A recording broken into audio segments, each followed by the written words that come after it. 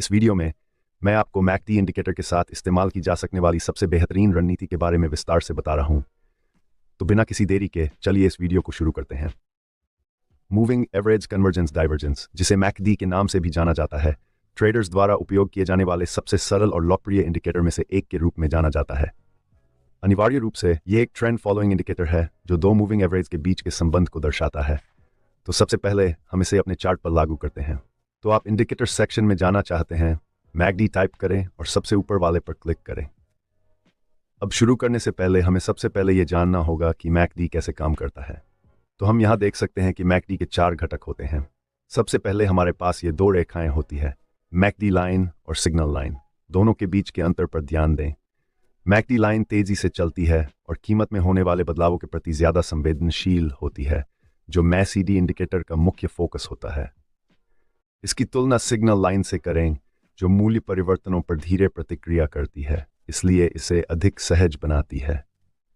फिर हमारे पास हिस्टोग्राम है, जो मैकडी लाइन और सिग्नल लाइन के बीच अंतर दिखाता है।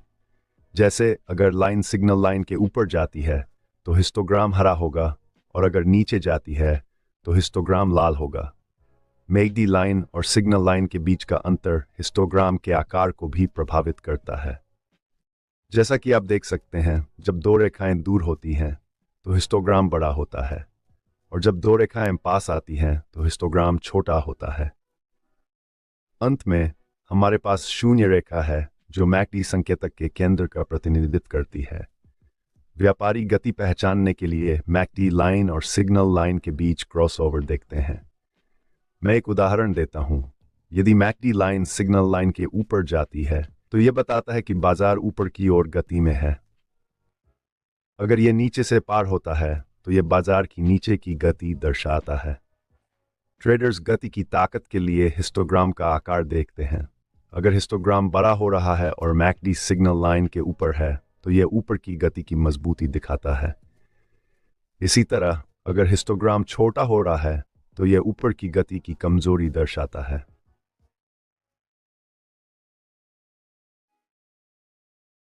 अब हमने पहले ही यह स्थापित कर लिया है कि मैकडी मूविंग एवरेज पर आधारित है। तो सवाल यह है कि MACD का उपयोग क्यों करें और मूविंग एवरेज का क्यों नहीं। मैं आपको एक त्वरित तुलना देता हूं। यहाँ मैकडी है जो 12 और 26 की डिफ़ॉल्ट सेटिंग पर है, और यहाँ 2 एक्सपोनेंशियल मूविंग एवरेज भी हैं जो मैकडी की तरह 12 और 26 पर सेट हैं। दोनों संकेतकों के बीच सहसंबंध पर ध्यान दें।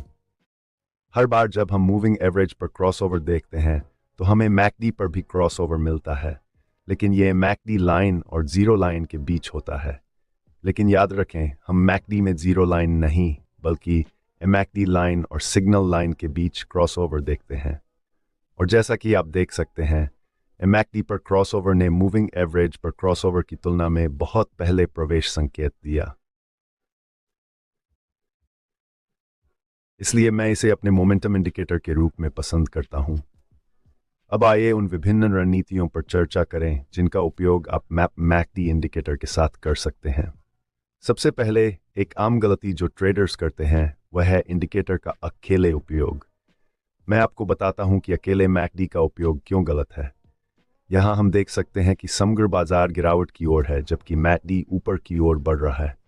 देखें संकेत कैसे विरोधाभासी हैं। मैकडी तेजी की गति का संकेत दे रहा है, लेकिन बाजार में गिरावट का रुख दिखाई दे रहा है। यही कारण है कि अकेले मैकडी का उपयोग न चाहिए, क्योंकि मैकडी हमें केवल अल्पकालिक गति दिखा रहा है, और व्यापारियों के रूप में हमें दीर्घकालिक प्रवृत्ति को भी ध्यान में रखना चाहिए, क्योंकि हम कभी भी किसी प्रवृत्ति के विरुद्ध व्यापार नहीं करना चाहते हैं। और इसलिए एक सरल लेकिन उच्च जीत दर वाली रणनीति जो मैं शुरुआती लोगों के लिए सुझाता हूं, वह है मैकडी को 100 EMA जैसे दीर्घकालिक प्रवृत्ति संकेतक के साथ जोड़ना। इससे आपको बाजार की दीर्घकालिक प्रवृत्ति का सही आकलन करने में मदद मिलेगी। इस प्रकार हम मैकडी पर सुरक्षित रूप से ट्रेड कर सकते हैं और ये सुनिश्चित कर सकते हैं कि हम दीर्घ अवधि के रुझान की दिशा में ही बने रहें। तो इस प्रकार आप रणनीति का व्यापार करते हैं। पहला कदम यह है कि आप 100 EMA को देखकर दीर्घ अवधि रुझान की पहचान करना चाहते हैं।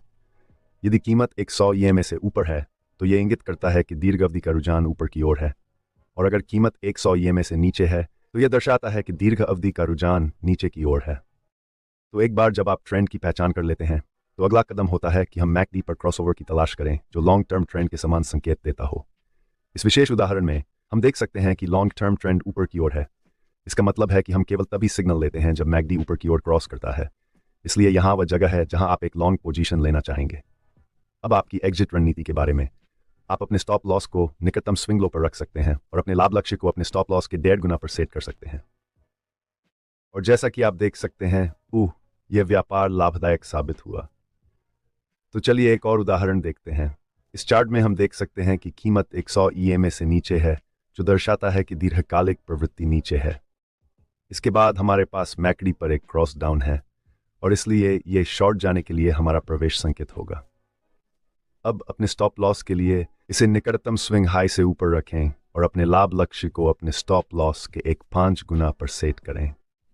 और जैसा कि आप देख सकते हैं, कीमत हमारे लाभ लक्ष्य को छूती है, इसलिए इसे सफल व्यापार माना जाता है। यह शुरुआती लोगों के लिए एक सरल मैकडी रणनीति थी, जिसे अब आप उन्नत व्यापारियों के लिए इस्तेमाल कर सकते हैं। यदि आप मैकडी से अधिक लाभ चाहते हैं, तो केवल शुरुआती क्रॉसओवर तकनीकों पर निर्भर न रहें, क्योंकि क्रॉसओवर सिर्फ ट्रेंडिंग मार्केट पर काम करते हैं। यदि बाजार सीमित है, तो संकेतक कई झूठे संकेत देगा। इसलिए अगर आप जीत की दर बढ़ाना चाहते हैं, तो मैं रणनीति के अधिक उन्नत संस्करण का उपयोग करने की सलाह देता हूं, जो कि मैकडी को मूल्य कार्रवाई के साथ जोड़कर है। तो यह बताया गया है कि हर रणनीति कैसे काम करती है। पहला कदम यह है कि हमें एक समय सीमा चुनने की आवश्यकता है। इस मामले में मैं 4 घंटे की समय सीमा का उपयोग कर रहा हूं। अब अगली चीज़ जो आपको करने की ज़रूरत है, वह है समय सीमा के भीतर एक महत्वपूर्ण स्तर की पहचान करना। तो जैसा कि आप देख सकते हैं, कीमत ऊपर गई, हिट हुई और नीचे की ओर उलट गई। इसलिए हम यहाँ एक प्रतिरोध रेखा खींच सकते हैं। अगला कदम है कि आप कीमत के फिर से उसी स्तर पर पहुंचने का इंतजार करें। एक बार ऐसा होने पर हम उम्मीद करते हैं कि कीमत नीचे की ओर पलटेगी। हालांकि सिर्फ कीमत के स्तर को छूने से उलटफेर नहीं होगा, क्योंकि महत्वपूर्ण स्तर जादुई नहीं होते, कीमतें टूट सकती हैं। इसलिए हमें अतिरिक्त पुष्टि की आवश्यकता है कि कीमत के स्तर को छूने पर वास्तव में नीचे की ओर गति हो, क्षेत्र जहां मैकडी संकेतक उपयोगी होता है। अधिकतर ट्रेडर शॉर्ट पोजीशन लेने से पहले मैकडी के नीचे जाने का इंतजार करते हैं, लेकिन ऐसा करने पर ध्यान दें कि नीचे की मूवमेंट पहले ही हो चुकी होती है और आप देर से प्रवेश करते हैं। इसलिए एक गुप्त तरकीब जो मैं पहले प्रवेश संकेत के लिए उपयोग करता हूं, वह है 2 समय फ्रेमों में जूम इन करना। तो मैं अभी 4 घंटे के चार्ट में हूं। चलिए 2 घंटे के चार्ट पर जूम इन करते हैं। यह 2 घंटे का चार्ट है और हमें इसने छोटे समय सीमा में मैकडी के नीचे जाने का इंतजार करना है। यह जगह है जहां आप शॉर्ट पोजीशन लेना चाहेंगे। अब चलिए 4 घंटे के चार्ट पर लौटते हैं और 2 एंट्री सिग्नल की तुलना करते हैं। हम 4 घंटे की समय सीमा पर वापस आ गए हैं। ध्यान दें कि अगर आपने 2 घंटे की समय सीमा क्रॉसओवर का इस्तेमाल किया होता, तो आप ट्रेड में प्रवेश कर चुके होते।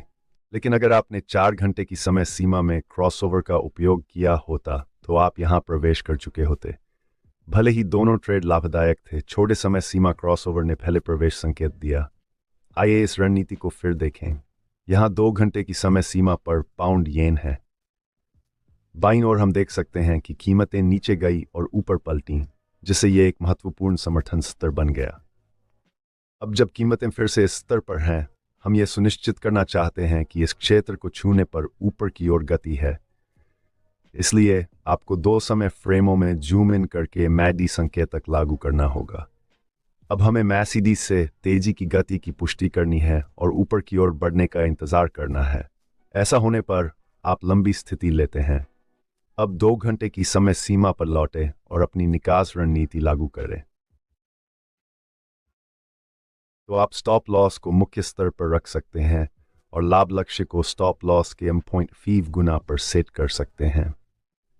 जैसा कि आप देख सकते हैं, यह व्यापार लाभदायक था। मैंने आपको उच्च जीत दर वाली मैकडी रणनीतियां बताई हैं, जो आप अभी उपयोग कर सकते हैं। मैं आपसे बस इतना चाहता हूं कि वीडियो को लाइक करें और चैनल सब्सक्राइब करें। यह केवल 2 क्लिक है, लेकिन मेरे लिए महत्वपूर्ण है। आप मेरे दूसरे वीडियो भी देख सकते हैं। तो देखने के लिए हमारा धन्यवाद। अगले वीडियो में मिलेंगे।